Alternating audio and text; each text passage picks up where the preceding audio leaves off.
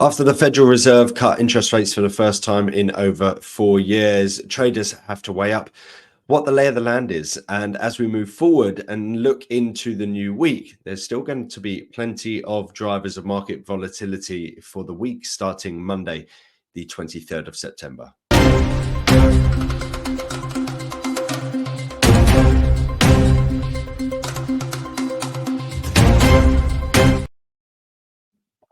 So here we are. These are the big ticket items as highlighted by Trading Economics.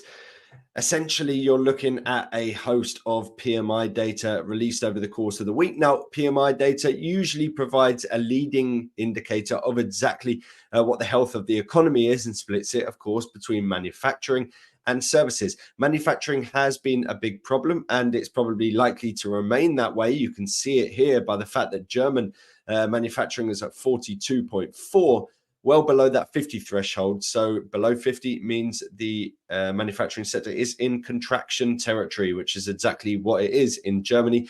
But we won't only be seeing that, we'll be seeing it across Europe and also the likes of the US. So plenty of big ticket PMI releases on Monday. Tuesday, we get the early interest rate decision from the RBA, continuing the recent theme. Of course, the week just gone has seen the likes of the BOJ, the ECB, the Bank of England and the Federal Reserve all reporting. Now it's the RBA's turn. Expectation, despite not showing it here, is that we will not see a rate cut this time around for the RBA. But certainly the question mark here is whether we see one this year at all. And we'll be looking into exactly that. IFO business climate, continuing that German theme on Tuesday. We've got on Wednesday the CPI, the monthly CPI from Australia. More consumer confidence data coming out of Germany on Thursday. So a big theme around Germany. We've also got a lot of US data to round off the week with the durable goods data, the final GDP number, some Fed appearances. And quite frankly, there's so many Fed appearances over the course of the week that I can't fit them in. And bear in mind that when we see these Federal Reserve meetings, they have a blackout period where we can't see any of the members comment. And therefore, now that we're out of the blackout period, it seems like they all want to have their say. And rounding off the week with the core PCE price index inflation metric alongside personal income and personal spending. And that's exactly where we're going to start over in the US. Of course, the Federal Reserve opting to cut rates by 50 basis points. The question mark leading into this was, would markets take this as a positive? Of course, there have been such fears around the potential for a recession. We've also seen the resurgence of these fears around potential weakening of the US stock market, given the unwinding of the dollar-yen carry trade. Neither of those really played into market thinking. And in part, this is because the question mark here for markets was, would a 50 basis point cut essentially allude to the idea that the Federal Reserve think we're on a pathway to a recession and they desperately need to take action now and take it in a meaningful manner? Well, of course, as I alluded to with my preview video, the question mark also is more around the projections, not just the 25 to 50 basis point move. They cut by 50, but the projections didn't call for a major spike in terms of unemployment. They didn't point towards a major slowdown in terms of GDP, and they didn't point towards a major surge in terms of inflation. The question mark going forward, now that we've seen that 50 basis point cut, is what's the pace from here? Now, they've said that they're not going to essentially make a rod for their own back and say that they're doing 50 basis points each time. This isn't a regular occurrence. Instead, they wanted to get ahead of it, and the tight monetary policy conditions means that they want to essentially act in a more forceful manner at the beginning, which I think is probably the right thing to do, quite frankly. But from here on in, markets are pricing another 50 basis point cut over the course of this year, but the Federal Reserve have said they're not going to be cutting by 50 each time. And so these economic data points that are going to be released over the course of this week and as we go forward continue to be important, because markets are thinking one thing, the Federal Reserve are saying something different. And so quite the pace of that easing is going to be key. And also, of course, this week we've got inflation data, right? Core PCE price index on Friday. That's the Fed's favored metric. And if we see shifts in terms of, we're talking about data dependency from the Fed. If we see shifts in terms of the economic data worsening, so surge in terms of unemployment, or a significant downturn in terms of the services sector PMI, things like that that would indicate the potential for a recession coming into play. That could see them raising by 50 basis points, for example. And that could be good for stocks, but it depends on the outlook for the economy. If we see a downturn in terms of the economy, a 50 basis point cut probably wouldn't necessarily be a positive. But it would likely drive down the US dollar, and that is more of a clear-cut one. But on the flip side, that data dependency also means they're looking out for what's happening in terms of inflation. And if we see a surge and a second sort of swell of inflation, that could really hit markets, because that could essentially call off the idea that we're going to be seeing rate cuts every single meeting. Now, for the expectations this time around, you can see 0.2 expected on that core PCE price index figure on the monthly metric. We've got core durable goods as well. It's going to be one to watch out for. Of course, initial jobless claims, because the jobs data has been really key as an indicator of the direction of travel for the economy and the potential for a surge in unemployment. And then we've got that PMI data on Monday. We have seen the ISM numbers particularly really hitting home of late, but I would say services really remains the key one for me. But the ISM manufacturing figure really was the one that really hurt markets recently. So a lot to get through, and it has the possibility of impacting sentiment and expectations on both sides, whether it comes to inflation, which could cause for an end to this easing, or the possibility of a deterioration, which could call for a speeding up or maintaining of the fast pace of easing that we've just seen enacted. Here is the outlook for US inflation, except there's about 6 lines on here. So, of course, it's not just the ordinary way to look at inflation. We've got lots of different ways to look at inflation, and it tries to give you an idea of where the inflation might be found, what the Federal Reserve are looking at. Well, first and foremost, the Federal Reserve are primarily looking at that core PCE figure, which was released on Friday. That's 2.62 currently. So the downward trajectory that we're seeing in terms of some of these other metrics might point towards a continuation of that weakness. And certainly the further we see core PCE moving towards the downside, the more confident the Federal Reserve will be that they can cut rates as they wish, and the pace and the timing of their as they please, essentially. Elsewhere, of course, shelter is absolutely key. We have seen an uptick in terms of shelter recently, so that is certainly something worth bearing in mind. But that purple line is really key. This is services excluding shelter. Shelter is so big that we need to see that taken out to be able to look at some of these underlying metrics. You are seeing that services figure moving towards the downside. That is certainly a positive, and that's the kind of thing that will drive down that core PCE metric. Of course, the services excluding shelter is for the CPI figure, but underlying services inflation is a big problem. We've seen it for the UK over the last few days. We're seeing it in terms of the US, but the fact that we're seeing that purple line rolling over and we're seeing service shelter, apart from that one recent uptick, moving towards the downside, does point towards disinflation as we move forward. In terms of that breakdown for Friday's core PCE metric, we can see here that the last figure that was released on a monthly basis was 0.161. The expectation is that we see a 0.2 figure this time around, and we're stripping out last year's figure of 0.098. Now, to replace a figure of essentially 0.1 with a 0.2 means there's a possibility we do see a move higher in terms of the core PCE figure. 2.6 is the current metric. That means we could possibly move to 2.7. Of course, some people might say, well, look, we're moving in the wrong direction. This is something to be concerned about. And certainly if we see that 2.7 or a 2.8 figure, it's likely to rein in the sort of 50 basis point expectations and more move expectations towards the 25 basis point realm. And we can see here in terms of expectation for the end of the year, there's a sort of toss up here between whether we're going to see 2 rate cuts before the end of the year or 3 rate cuts. And of course, as we see here, markets optimistic as ever. We've got the expectation that essentially is a 50% chance that we see 3 rate cuts, and even a 20% chance that we see 4 rate cuts from here on in. And so it's this rejigging in terms of market expectations for interest rates that will be key.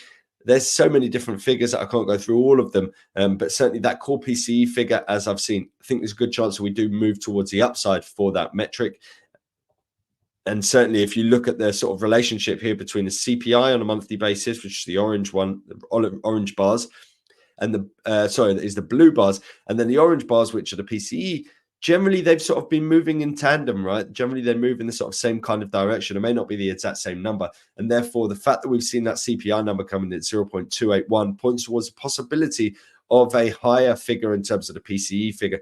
And bearing in mind that last year's figure, August number, is so low, I think there is a good chance we see a move towards the upside in terms of that core PCE year-on-year metric. Now, let me just bring up a chart for you, and this chart is the Russell 2000. Let me just bring it up here. There we go.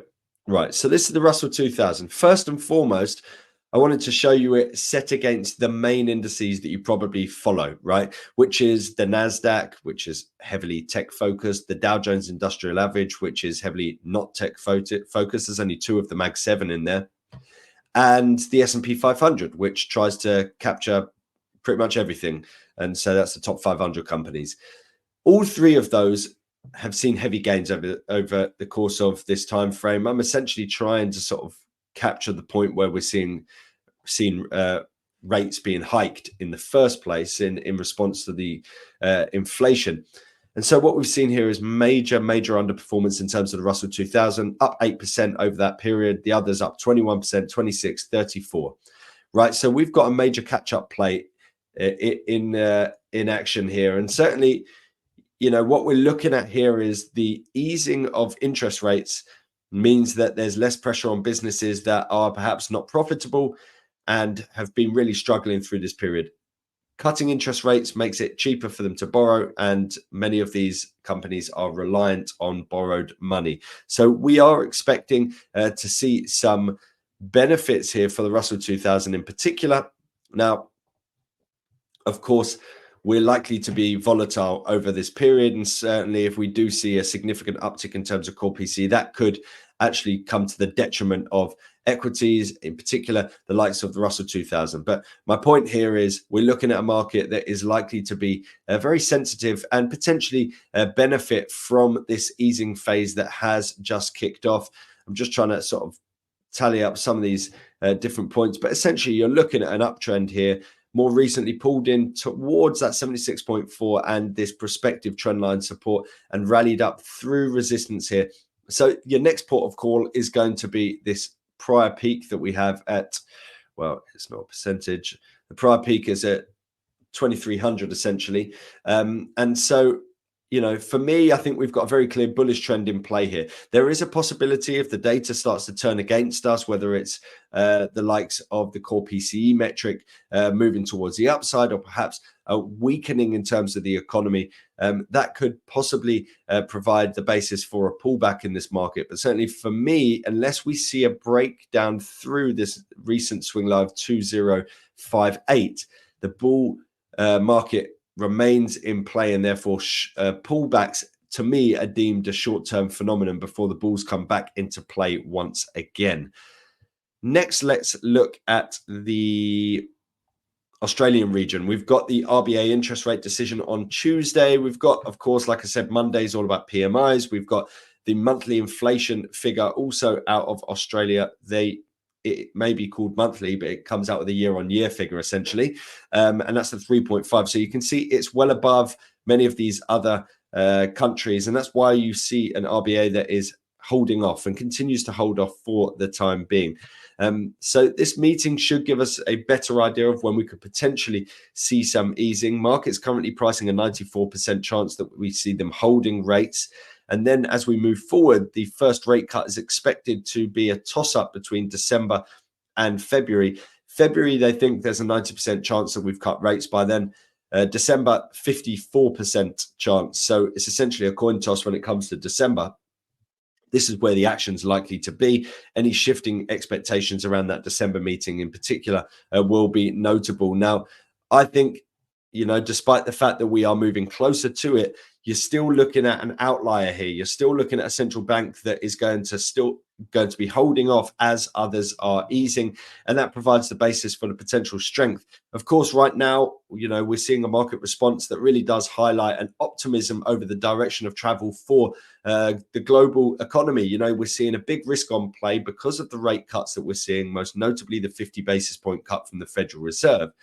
And so you've got to ask yourself, what benefits from that? Well, pro-cyclical stocks, pro-cyclical FX, and therefore the likes of the Australian dollar is very much pro-cyclical, but it's highly reliant on commodities, and their exports of commodities go generally to China. China is not in a position where it's about to suddenly boom.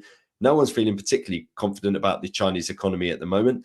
And therefore, you've got some question marks on both sides of the story. And that's why I like to utilize the Australian dollar against the New Zealand dollar as a way to sort of mitigate those effects, because both economies are neighbors, heavily correlated, and both rely heavily on the Chinese. Now, this is the weekly time frame. So you can see we have got this sort of gradual ascent over time, more recently creating these sort of higher highs, and the pullback that we've recently seen, despite the fact that we've come through that 76.4 fib, we've now seen that bullish engulfing, and so it points towards the potential for further upside. Of course, the events of the week to come, whether it's the CPI number out of Australia, if it comes in too high, or if it's the RBA that essentially warns off the idea they're going to cut in the near future, that could provide the basis for further upside here for the Australian dollar against the Kiwi dollar. If we're looking in terms of a shorter term time frame, you can see the 4-hour chart gives us these nice swings. So you can see here, this is probably a nice deep retracement. So that's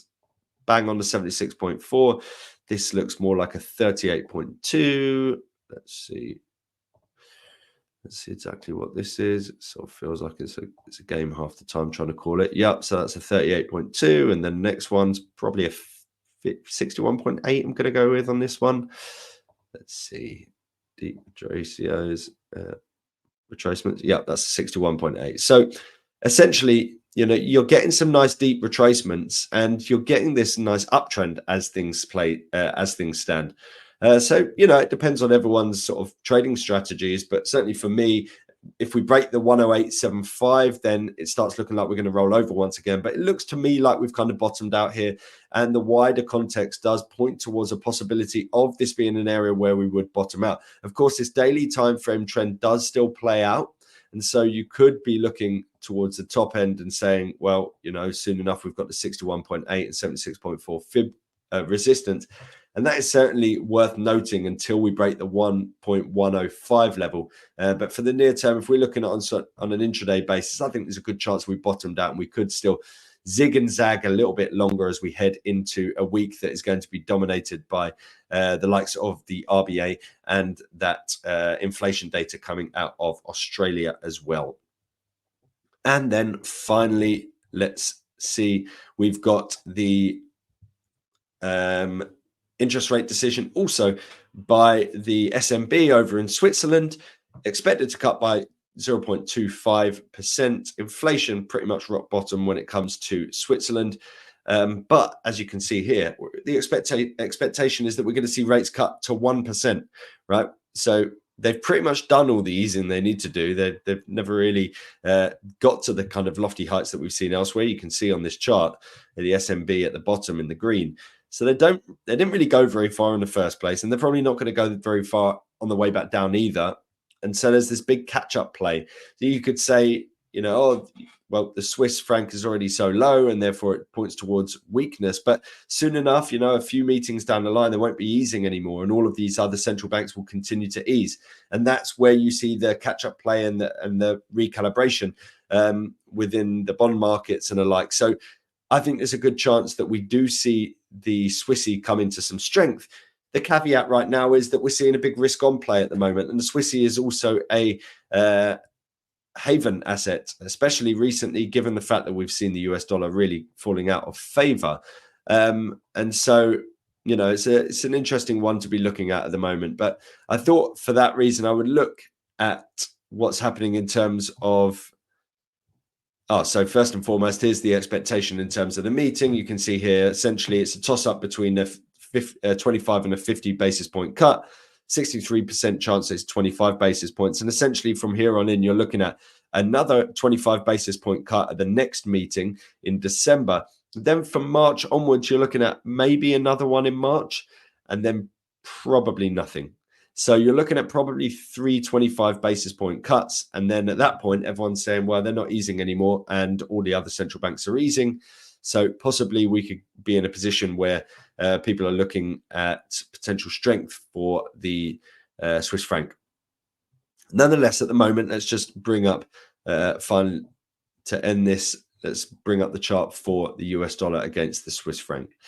You know, we've got plenty of easing ahead here for the Federal Reserve, and certainly that has provided the basis for a very nice move towards the downside thus far for this pair. But it's come in towards this key area of support, which is down with this 2024 low at 0.833. As things stand, we're sort of consolidating. If we see a break up through this sort of zone here, 855 down to 853, you know, then that points towards a wider retracement coming into play.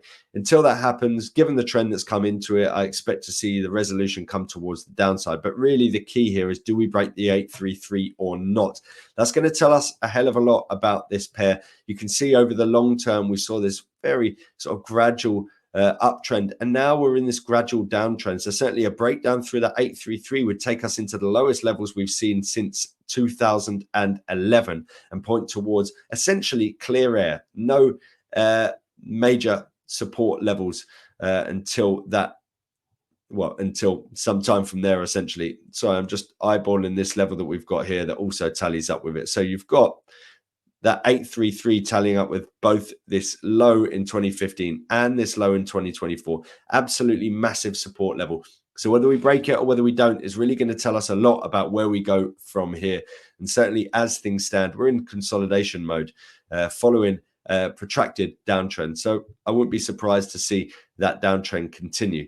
But really, I would say it probably makes sense to wait for a break, whether that's a break up through resistance or a breakdown through support. Soon enough, we're going to be told or given a signal that should really stand us in good stead when it comes to trying to ascertain exactly what direction we're moving in when it comes to the US dollar against the Swiss franc.